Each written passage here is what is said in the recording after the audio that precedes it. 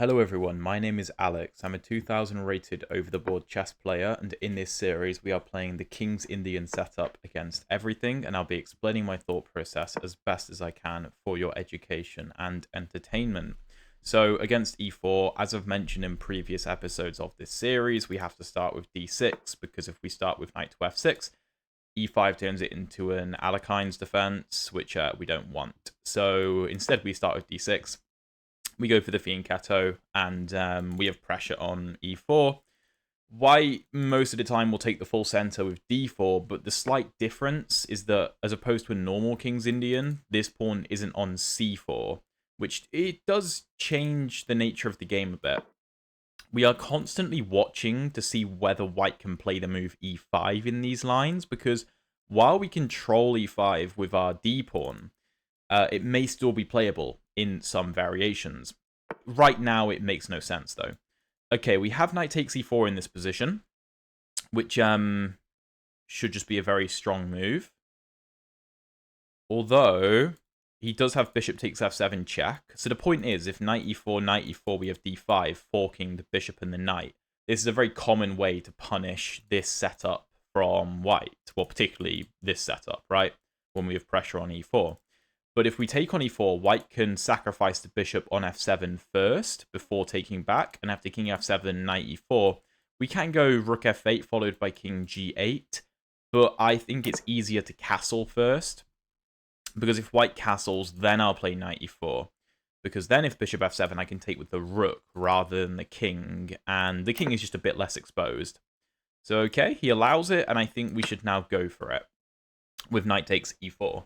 So, yeah, this is a very common trick. It's often known as the center fork trick. It happens in many different openings. But, yeah, here it's just very strong. We can play d5. And here the best move for white is probably bishop to d3, defending the knight. So after bishop d3, take and take. And we probably play something like c6, I guess. I would assume c6. Oh, no, bishop g4 looks strong, but that hangs b7. So, yeah, the game is not over or anything. We haven't actually won any material, even though you might think we have. We haven't, because after we win one of the minor pieces, white will win our d-pawn back, and the material will be dead equal. Point is, though, we get rid of white's strong e4 pawn, which is just beneficial to us, because now we don't really have to worry about any pawn to e5 ideas. d4 could be a weak pawn going into the future, because we have good scope on it with our dark-squared bishop. And if white gives us his light-squared bishop, then we'll have the bishop pair, but we'll see how he plays this. Taking wouldn't be so good. c3 also doesn't look that good. So we could consider taking on e4 or on c4. Or even playing bishop g4 is viable. Bishop... No, I think we should probably take one of them. I'm tempted to take the bishop, just so we can win the bishop pair. I think I'm going to do that. Also, this bishop can come to g4 or f5. Both of them would be with tempo. I mean, we've even potentially got an idea of bishop f5, and if knight g3, we can go bishop d3, trying to lock the pawn in place. That's a possibility. More likely, we might just push like b5 and guard the pawn, and then play something like bishop to b7, and have a double fianchetto setup.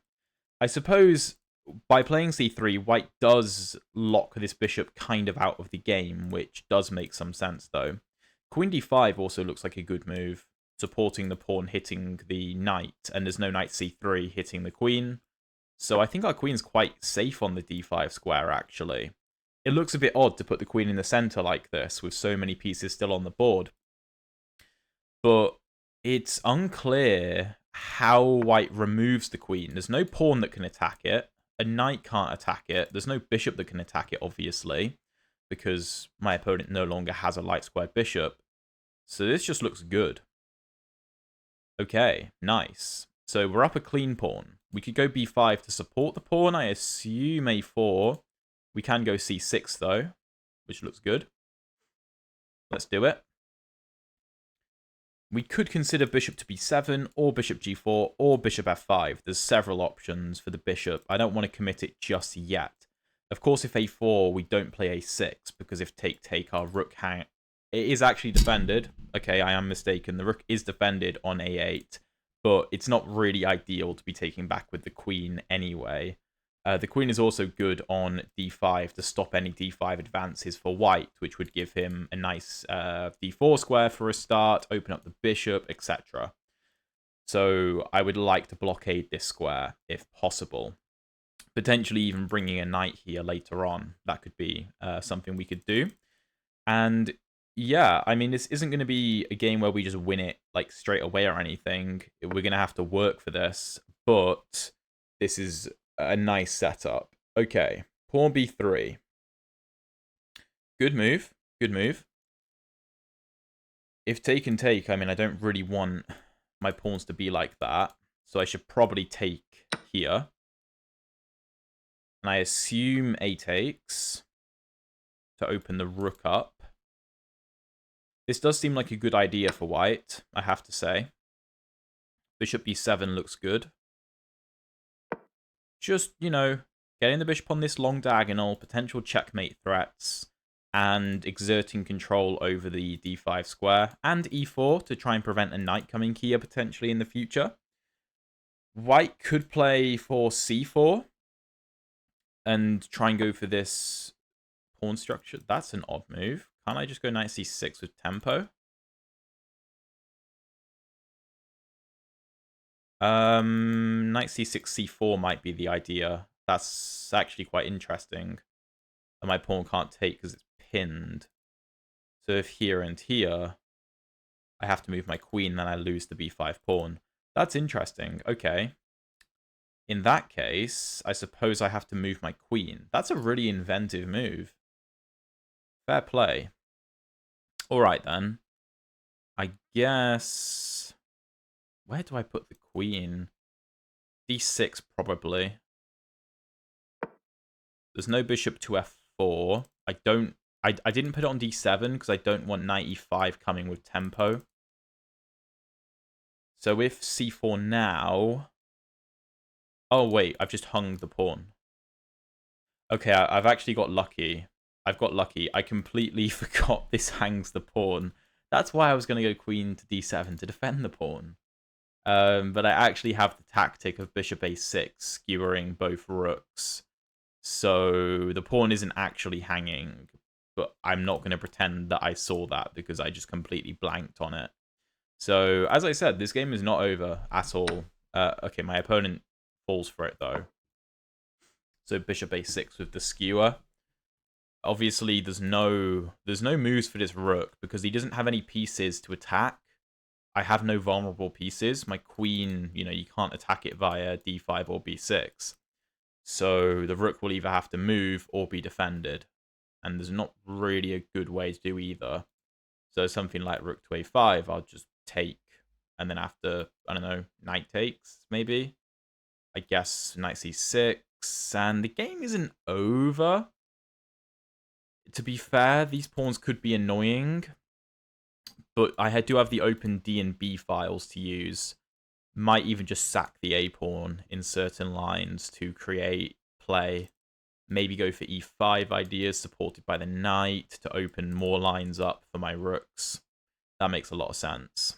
By the way, if you're enjoying the video so far, please drop a like and subscribe if you haven't already. I'd really appreciate it. And yeah, let me know if you guys have been missing the King's Indian series, because I know we've been doing a lot of the Karo Khan versus everything series, but kind of fancied coming back to this. So, okay. To be honest, I think bishop h6 is the easiest move. I know normally trading the bishops isn't a good idea, but I don't really feel threatened. I don't feel particularly threatened.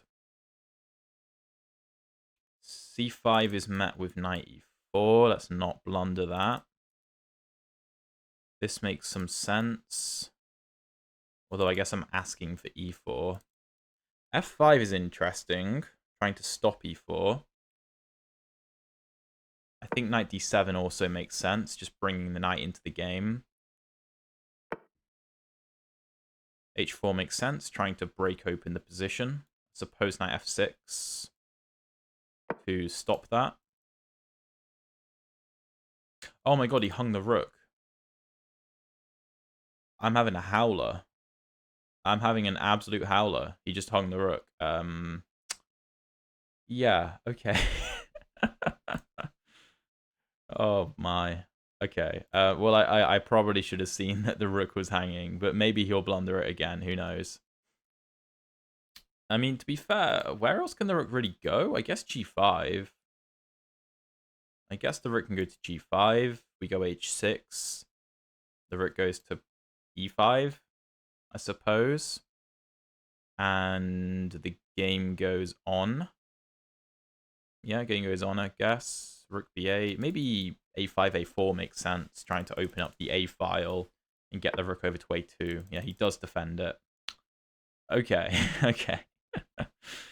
So, h5 isn't a threat. I can just take that. So I'm going to go a5, looking to open up the rook. Well, open up my rooks.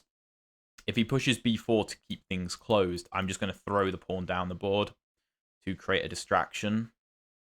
Because, you know, white could try and generate some kind of kingside attack. I don't think he has enough firepower, but he may have something.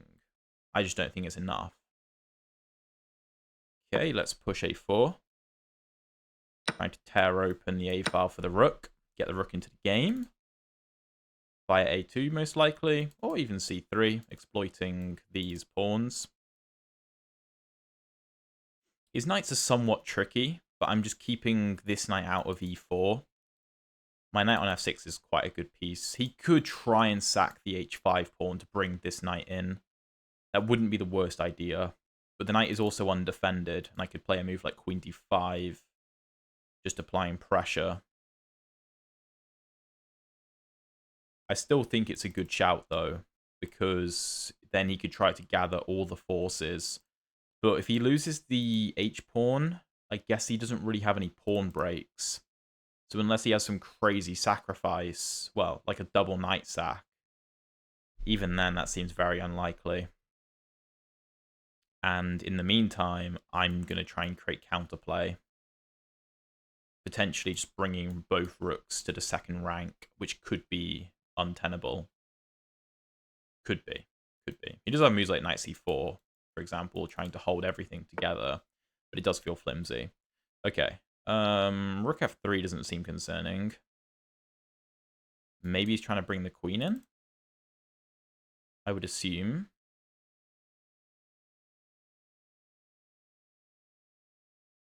Well, we can stop that with rook a2.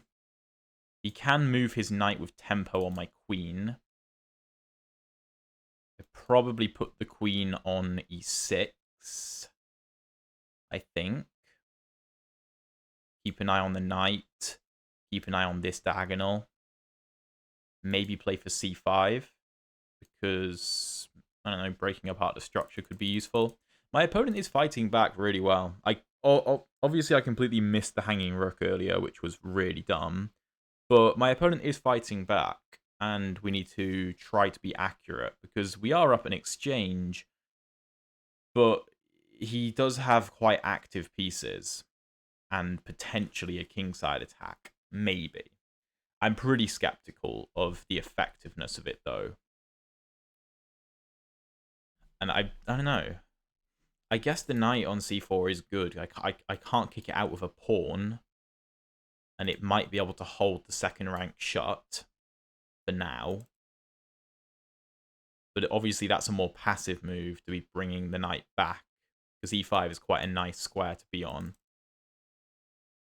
I'm keeping this knight here to stop pawn h5. He might be trying to go for g4 ideas. Okay. If I go to e6, he might be trying to shove the pawns down like that. That might be the idea. we could consider queen a6 setting up rook a1. But if queen a6, the queen simply moves, then if check king h2, there's no threat. Maybe I can look to infiltrate like this. That's not a bad idea.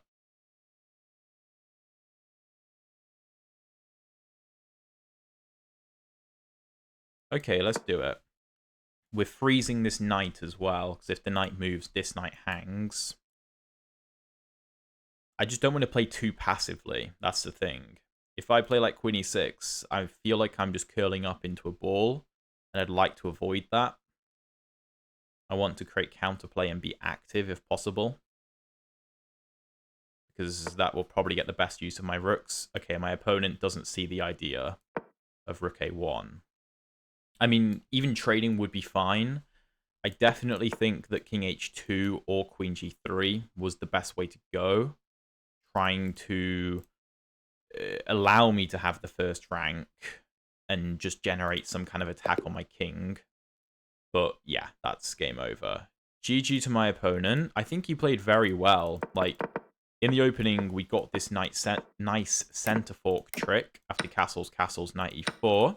I think bishop d3 was probably the best move, and after take, something like c6, I don't know.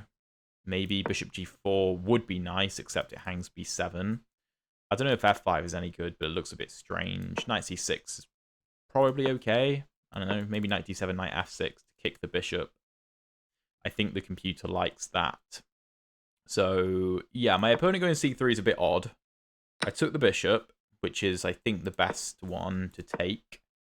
Queen d5 is nice. b5 is slightly off the money. I think bishop g4 might be better. Slightly. Knight c6 also makes a lot of sense. Maybe knight d7, e5. I do think white played this well with b3. And after take going rook a5, because I was going to go knight c6, and I realized that that fails to c4. Obviously, I can't take because my queen hangs, and when I move my queen, and I can't take here because my queen hangs. When I move my queen, he can take on b5, so with like the rook, and here he's probably doing pretty well. I guess there's also this move, which is even worse. So, okay, queen d6 is wrong. I think queen d7, yeah, that would have been better. Maybe queen c6 also makes sense. No. What am I missing? Surely not a6. No, a6 is best.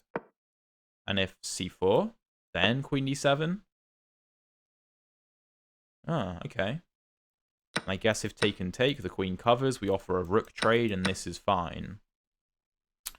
Very creative move from my opponent. Here, I am worse. Here I'm worse? Really? Wait, what?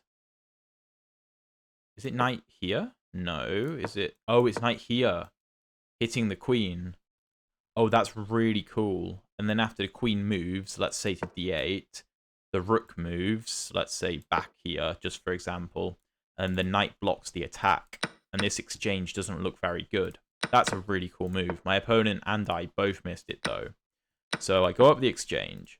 This actually wasn't the best option, but it's fine.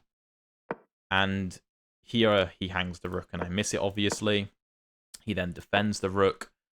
The computer likes a5, a4. Yeah, it really likes that idea. Just going for infiltration with the rook. And then queen a6 is also the best move. I thought he was going to go queen to g3, so that if I gave this check, he could play king h2, but I was considering moves like queen to a2, looking to infiltrate like this, which I thought was quite interesting. But of course, with rook f2, he blunders his queen, so that's that. Let's jump into a second game, we might as well. Okay, here we have the white pieces, so we'll just play the King's Indian, but with white, so we're half a tempo ahead. And that's one of the things I like about the King's Indian, and one of the things I like about this series, because a lot of people on this series will, watching this video, will probably be below, I don't know, 1,500, 2,000, and this could offer them a nice a nice way to just play the same sort of setup against everything. So, also similar to my Karo Khan series in that respect. We should always be looking at knight h4 to try to exploit this bishop in these types of lines. I don't think we have anything here, though. c4 is an interesting move to try to tear open this diagonal and exploit the fact this bishop isn't defending b7. But I think it's easiest just to castle. Let's worry about that in a minute. My opponent is either playing a Karo Khan type structure with c6, or maybe a Jabava London type structure with knight to c6. We'll see which he goes for. Bishop c5. Okay, well that just invites d4 with tempo. I feel like I should play it. Normally I like the pawn on d3, but this looks too good to pass up on. Because moves like c4 could be quite strong, opening this diagonal up. I think I should go for it. I could also win the pawn back immediately with queen a4 check. And then we have two central pawns. We can look for knight c3 and e4, taking the full center. Yeah, with my opponent bringing his bishop out like this, it does definitely weaken this diagonal. He could play a move like c6, trying to just put all of his pawns on light squares and keep the diagonal shut forever. That's not a terrible idea. I often play that kind of setup myself against King's Indian structures. But yeah, we'll see what he goes for. Taking, I'm not convinced by. In fact, knight c3 is probably the most accurate move. Preparing pawn e4 with tempo, and also queen a4 isn't going anywhere. Wait, bishop e4? Okay. If you want to take, you are more than welcome to leave me with the only light squared bishop. That's fine by me. I don't understand that move, really. That seems like a waste of a tempo. Because the bishop is just vulnerable on e4, and trading seems bad. I don't know if I really want to take like this. Although after knight g5, that is a double attack. So let's say c6, for example, knight e4, d4, knight g5. The only way to defend would be pawn to f5, but that hangs e6. So, yeah, taking the bishop just wins a pawn. Yeah, this just wins a pawn. And this is a common sort of theme in King's Indian positions with these knight g5 or knight g4 the other way round moves, where a pawn on e4, or again in reverse, a pawn on e5, can be just cleaned up very easily by the combination of the knight and the bishop. And then, I mean, we just have a completely superior position. So if knight f6, we can just take. And then if take and take, we also have the bishop pair, and we're up a pawn, and we have a full center. I mean, it's pretty overwhelming. Pretty overwhelming advantage. And yeah, King's Indian is it's a good opening. It's definitely worth playing because you can basically play it against anything. That's the point of the series. That's what I'm trying to show you. So yeah, okay, knight f6. Theoretically, the pawn can't be defended anyway, so there's not necessarily a rush to take it, but I see no need to wait. Let's just do it. Not really any need to wait here. So yeah, take, take, take. We're up a pawn. We have the only light squared bishop on the board. I suppose development for this bishop isn't clear. I probably want to fianchetto it. That makes the most sense to me. And then play like e3, or even drop the bishop back and play e4. Just have a super, super solid center with the double fianchetto. I mean, we could actually have a really funny position with like bishop b2, bishop back to g2, and play like e4, f4 if my opponent allows it. Because that would clamp down on any e5 ideas. That could be pretty funny. You could make a case for dropping the bishop back to c2 so that it could watch this diagonal. That would also be valid. But I don't think it's necessary. I think we can win through more positional means by just... We have an extra pawn, obviously. But just by using the bishop pair on the long diagonals, I think we can muster up more than enough to win. Besides, if we drop the bishop back, this pawn will likely end up on e5 anyway, and then we can always bring the bishop back to e4 if we want to. I don't think there's a particularly big rush in this position. You may be tempted to take the knight and be like, okay, now we're up a pawn, and black's pawn structure sucks, which is true, but, you know, as we kind of saw in the first game, while trading the fiend cathode bishop isn't always a bad idea, it can be slightly risky in terms of the king's safety. And, I mean, maybe black can try f5, f4 ideas to open up our king, for example. Okay, so clearly he wants to move the knight, and he wants this defended. I'm actually going to play f4 immediately to stop e5 forever. That does look like a weird move, but hopefully that makes sense. I'm just trying to prevent any possibility of e5, essentially. And we can play queen c2 with tempo, potentially. Bishop b2. The bishop can always move back, and we can go e4. But there's no good way to kick our bishop out of e4 for the time being. I mean, f5 is way too weakening, because e6 is a permanent target. Yeah, so we can just drop the bishop back. Again, we could take if we really wanted to, but I don't see any good reason. Considering we've got a lot of pawns on dark squares, around my king particularly, I'd rather keep my bishop on the board. This knight isn't anything special. It's got nowhere very good to go, so I don't really need to worry about that. This diagonal is just weak, so yeah, this is just a strong position. And we'll find a way to break through the black defenses at some point. But there's not really any rush. There's not really a rush to do this. We can enjoy the position, really. Okay, rook d8. All right. I don't want to play queen c2 because it encourages knight b4 with tempo. So, although I guess maybe e5 could be annoying in certain lines.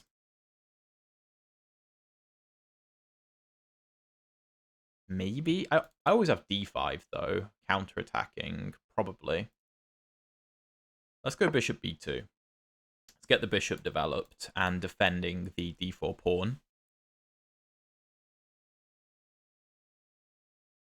Maybe a3 makes sense to prepare queen c2, so that there's no knight to b4. Okay, well, knight e7 makes my life easier. So now I can go queen c2 and not have to worry about being attacked. Getting a queen off of the d file, because I just don't want the queen aligned with my opponent's rook. That's just bad news. The rook is well defended, so there's not going to be tactics that go in our favor. If any, it's either going to be irrelevant or bad for us, essentially. If the rook was undefended, maybe some tactics could go in our favor, but that's obviously not the case here. Again, taking makes no sense. I mean, you could take and play e4, which is interesting, but there's also no rush because the knight can't go anywhere. So we may as well bring this rook into the game to begin with. c5 is interesting, but we're encouraging the bishop to come to f6, where it would be more powerful. And this bishop is also attacking b7 for now. Okay, well, f5 looks very nice.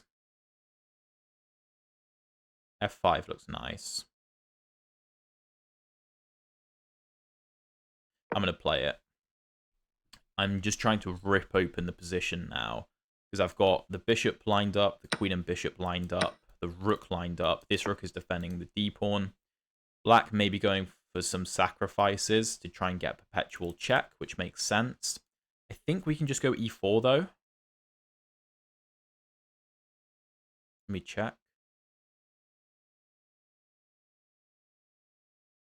Yes. And the idea is that if take and queen takes, I can now, by getting rid of the e2 pawn, move my queen over to defend. And if queen check on e3, I can just play something like rook f2 and prepare to double up, and I'm absolutely fine. And I'm just up a piece. So, yeah, we're just being aware of that. If black doesn't take on g3, I'll probably go queen to f2. My bishop is fine on f5. I can always drop it back if I really must.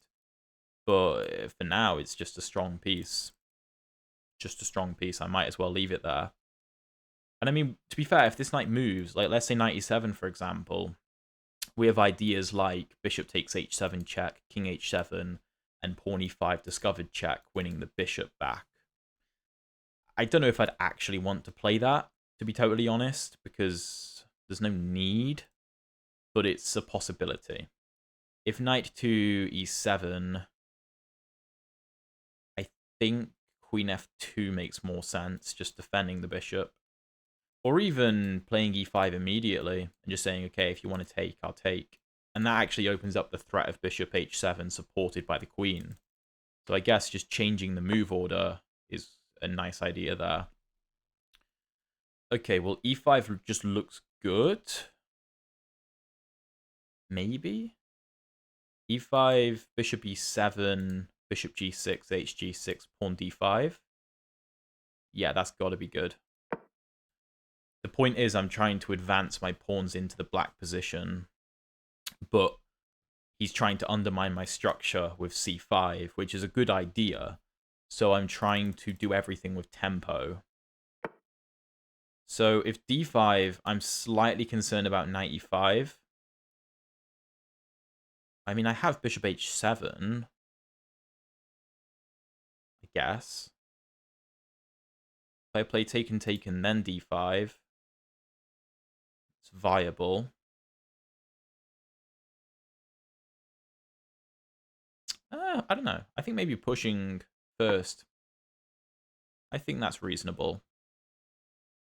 So if knight e5, bishop h7, king h8, rook d to e1. I'm not really concerned about g6. I mean, the knight's under attack to begin with. And remember, we are up a pawn. But now this structure is super solid. And it's just suffocating the black position.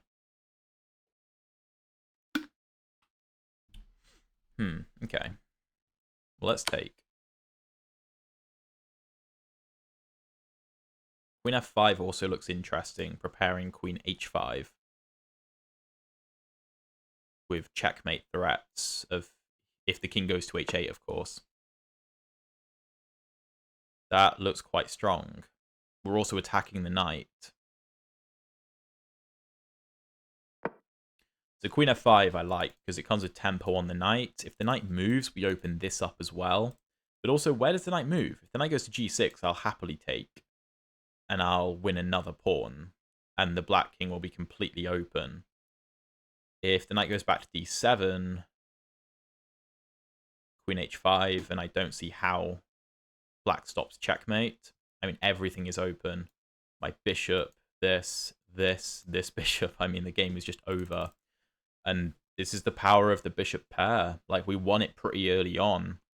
And you can see how if black had maintained this dark squared bishop, this wouldn't have been such a big issue, because he would have been able to trade the bishops, which I wouldn't have wanted to do. Whereas by allowing me to take the bishop early on, my bishop has just monitored this diagonal the entire game. So, okay, bishop to f6. I think that's the best try. To give the king an escape route. He can't play g6 because the bishop always hangs. So I could go rook e1.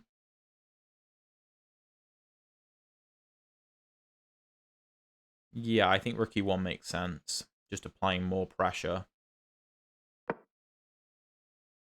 He could try a move like knight to f3 check. And after rook takes, take my bishop. But I don't know. Queen h5 looks pretty bad there. And the problem is I now control the e-file. So the king can't run this way. So literally all of our pieces are participating in this attack. All 5 of them are in some form or another attacking the black king and the black defenses. So something like rook e8, which is what I'm expecting. then queen h5 is now much stronger, I think. Knight to f3 is, again, an interesting move. Because if I take it, my rook hangs and my bishop hangs. So I'd probably have to take with the queen, which might hang my bishop on h7. So rook e8 is actually an interesting move. If rook e8, bishop e5, rook e5, rook e5, if bishop e5, queen h5, so queen e5, queen e5, bishop e5. I don't really want an endgame with opposite colored bishops. That's probably an easy draw for black. Because unlike in yesterday's video, where we had opposite colored bishops, we're only at one pawn, and black doesn't have any clear weaknesses. So we've got to be careful of that. Got to be careful of that. Okay, he does go for it. Strong move. A strong move. Maybe just king h1, so this doesn't come with check. Let's say queen h5, knight here. What happens if I do this? Rook e1, bishop g6, king g8, check here, check here. I don't have a follow-up.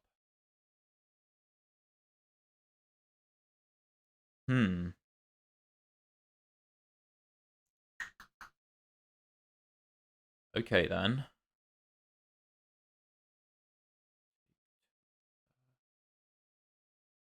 Thinking of sacking the rook, but that just doesn't work. Bishop takes. Rook takes is the issue. If bishop takes, then I'm fine.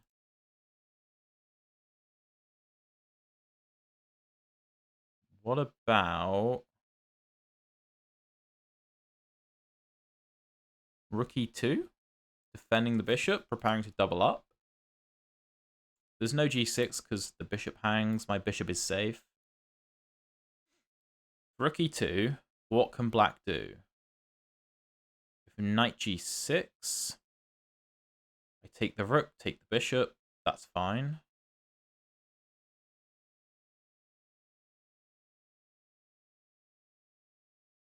Rook e2, knight f3, I can take. Because it's not opposite colored bishops, that should be winning. Is there any other ideas I can go for? Again, queen h5 is the move I want to play. Knight f3 is the issue. If queen takes, bishop b2, I assume.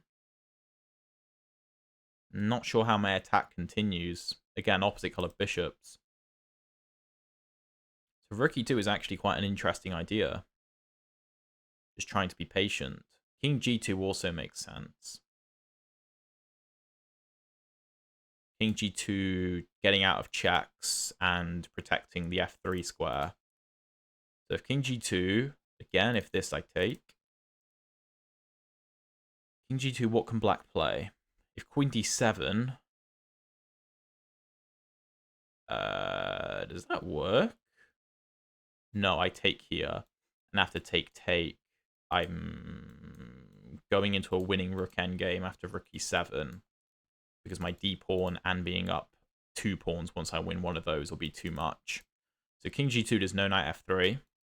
If knight f3 is played, I can actually just take with the king, I think. But there is that still. So I think rook e2 makes the most sense. Rook e2, knight f3, queen f3, bishop b2, rook b2, king h7,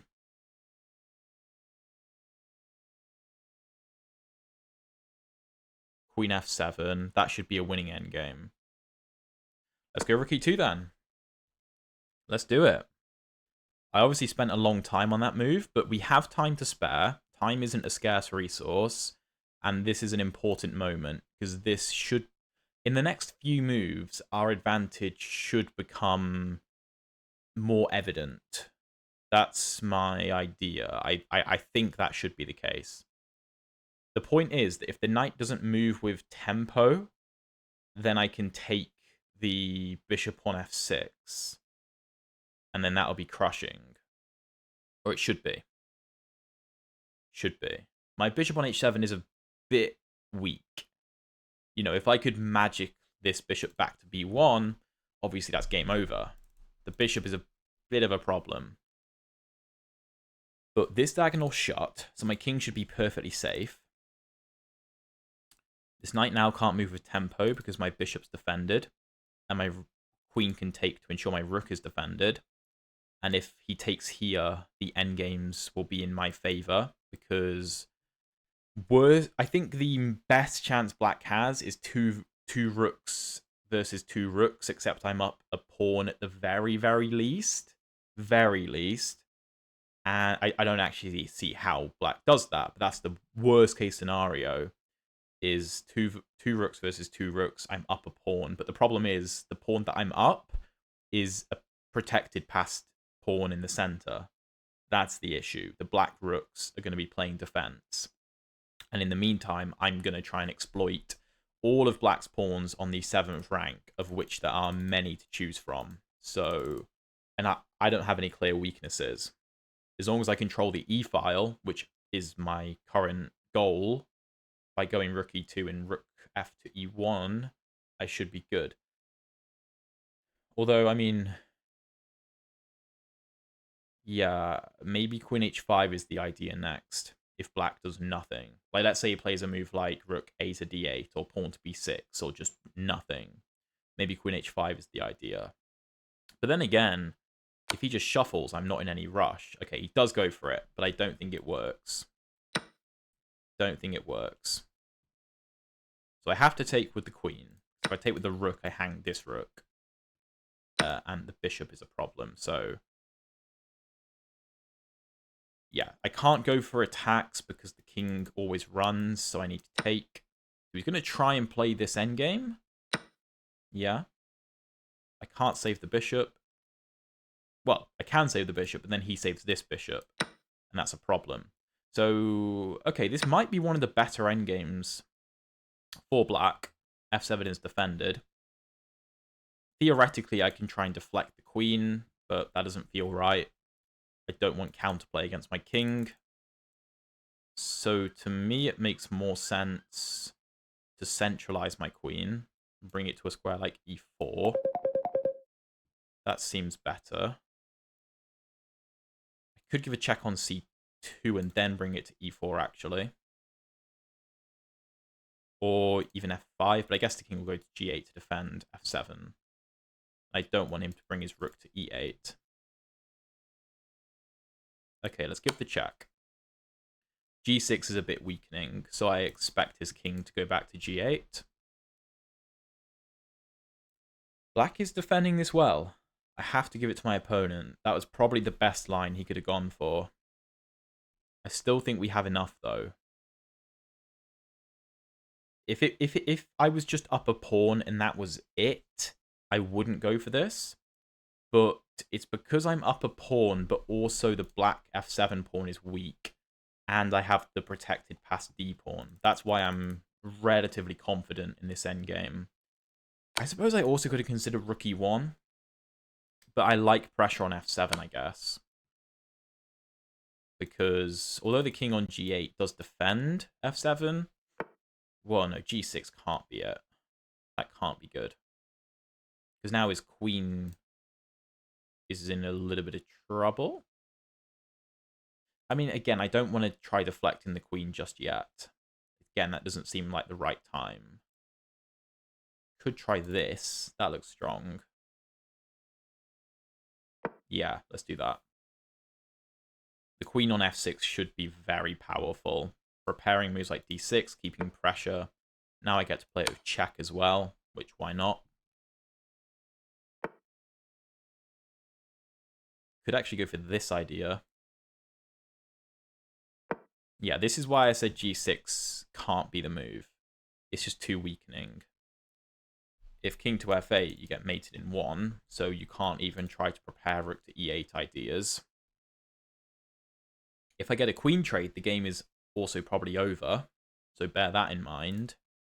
Queen trades should be fatal for black, because one rook versus one rook, especially with the fact that I control the e-file and I have a protected passed pawn and I'm up a pawn, all of those factors culminating should mean relatively easy victory.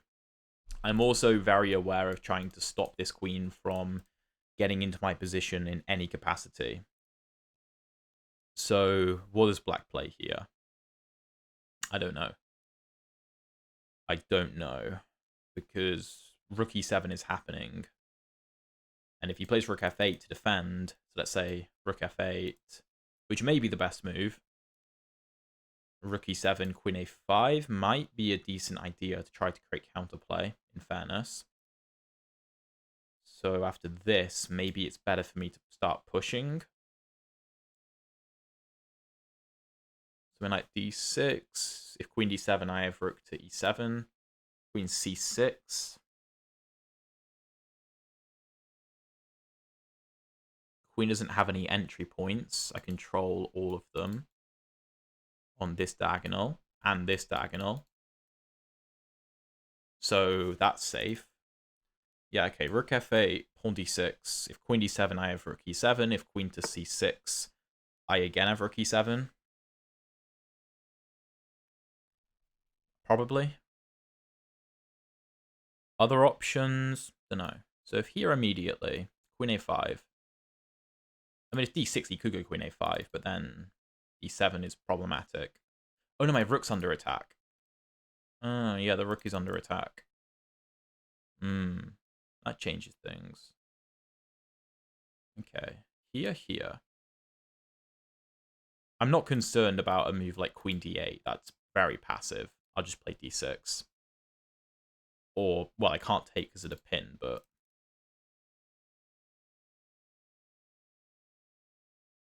rook e7, queen a5. Maybe queen f2? But again, that's a passive move. I don't want to be passive. But I also don't want too much counterplay. This is something I talked about in a lecture on the school community I did recently in endgames. I was saying, you know, you've got to try to be as active as you can in endgames. You really do have to be active. So maybe queen e7, offering a queen trade. And if queen a5, again, my rook's under attack. d6, sacking the pawn. Yeah, that's going to be it. That's it. That's it. Activity. Activity should win. Again, queen trade is a death sentence. Queen trade ends the game because my rook is too powerful and my d-pawn is too powerful and my king will march in if necessary. Black can't do that. So he keeps the queen on the board. But that's a passive square. He has no rook to e8. So I think we just push. He doesn't have any good infiltrations. My queen and rook support each other. b7 is weak. Not sure how black defends this. After something like pawn d7, if queen d8, of course I have take and rook to e8 winning the game. Because if rook takes, pawn takes with promotion. I still do think this was the best try for black. And I do think queen e7 was the most accurate move. But, yeah.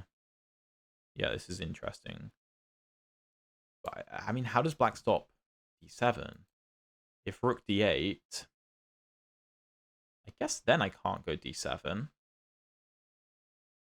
But maybe I can go rook f1, just switching the focus. Okay, well now I get d7. So let's play it. Queen d8 can't be played. Queen c7. Do I have this? I do. That's really cool, actually. Again, there's no checks. That's a big bonus. Queen f8, king f8, rook e8, king g7, promote. Game over. That's a cool move. And, I mean, obviously, if you move the king, then I'm just up a rook. I mean, I'm going to be up a rook regardless, because this pawn is going to promote. But I get to play rook e8 with tempo on the king. And then I promote. And there's no checks for black. That's the key thing. I'm not going to be getting caught in any kind of perpetual check. I mean, to be fair, even if there was a move like queen c5, I could just move my king. And I would find shelter eventually, but it would add to the complications of the position. Whereas right now, there is no complication. And something like rook g8 is probably checkmate at some point. Like king h6 and checkmate on h4, for example. So that's pretty cut and dry. If here, here,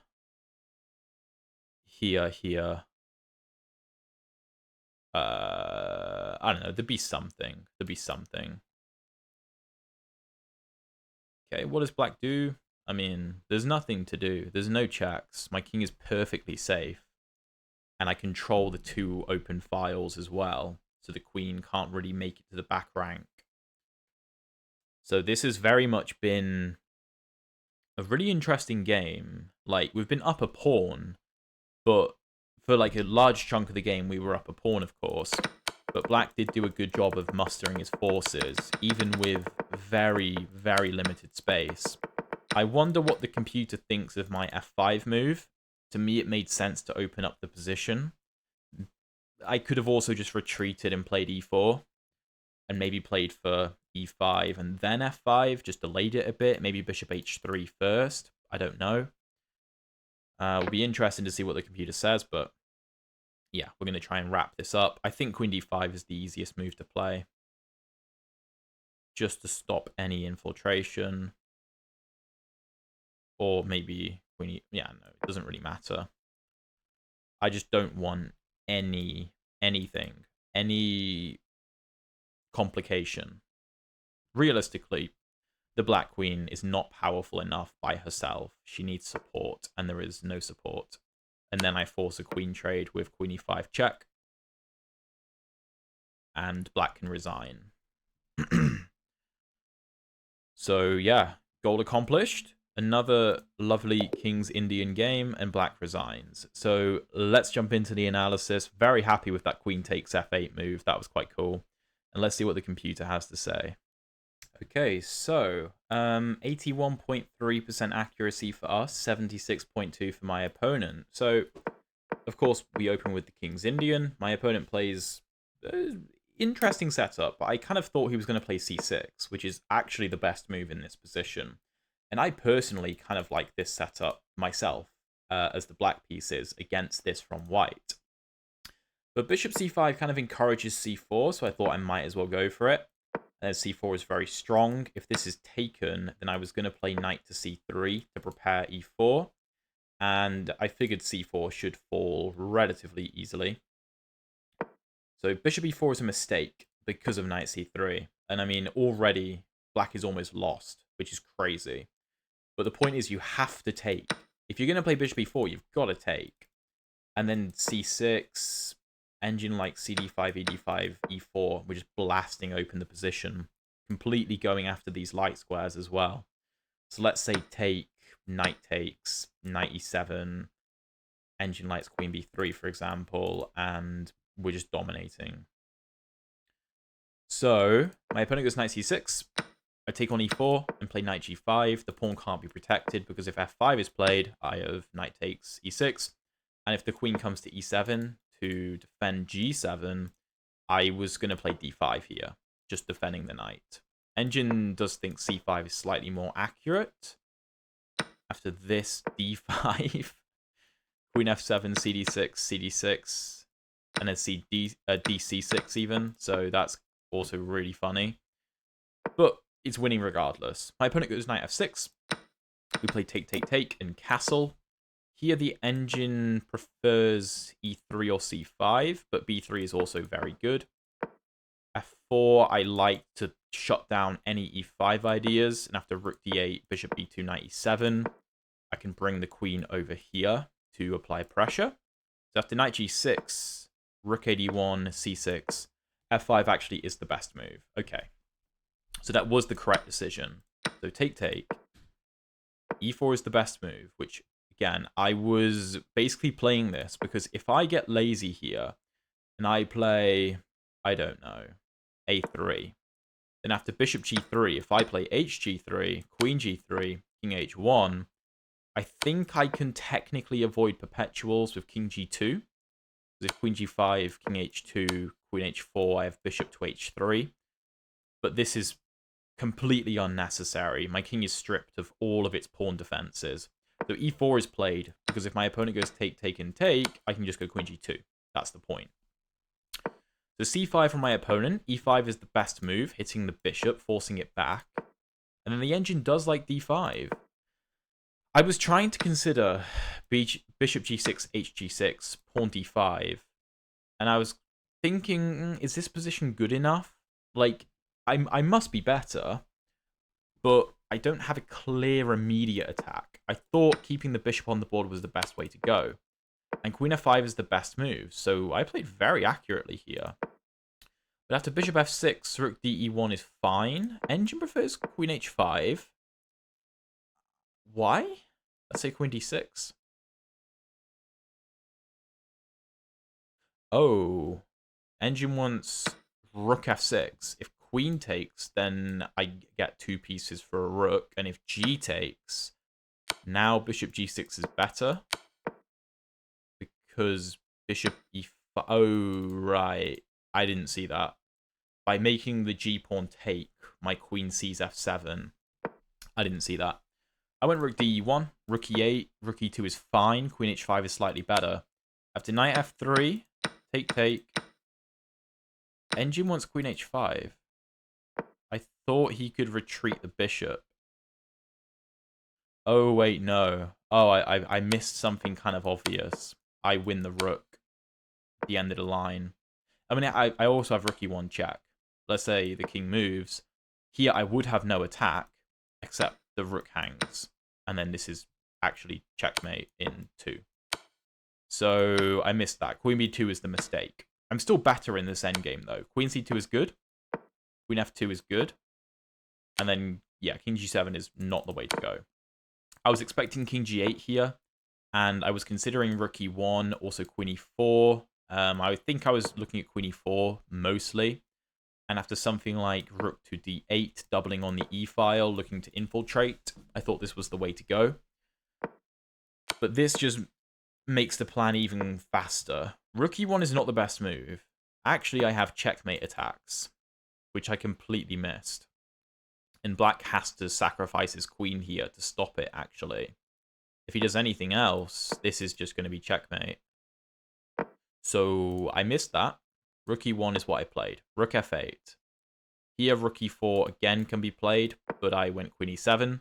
I was considering d6, but I thought after queen to a5, I didn't like the fact that these were under attack. Engine suggests rook e2, just defending. We cover c3 as well, which is nice, but I don't know. I don't want any complications. So I went queen e7, offering a queen trade. A queen trade is suicide, so black declines. If queen a5, I was going to push d6. My rook is defended. I'm happy to sack this, because after d7, the pawn can't be stopped. So queen c8 is played. We push d6, b6, and then d7 is game over. I thought maybe rook d8 was the best try, stopping d7. And in this position, queen f6 is good. I was considering this move to play rook to e7. There are other options, but I think that makes the most sense. I also thought rook f1 was interesting. There is rook d7, however, though, defending via x-ray. And after the queen moves, I'm still winning, but it's a bit more of a grind. But b6 gives me the game after queen f8, which the engine says is brilliant. I don't know about brilliant, but it's a cool move. And then we get the promotion. And then, yeah, there's just nothing that black can do. Here I do have mate in 4 after check here. And queen to f8. And there's no way for the black king to escape. But I just decided to trade the queens because it's just easy. and black has no counterplay. So yeah, I hope you guys enjoyed this video. Hopefully some of you try out the King's Indian for yourself. If you do want to do that, you can also check out the previous episodes of the King's Indian versus Everything series in the bottom left to learn more about it. And if you want to see some games in the Karo Khan, which is my other favorite opening, you can check out the playlist up here. Thank you for watching, and I'll see you in one of those videos.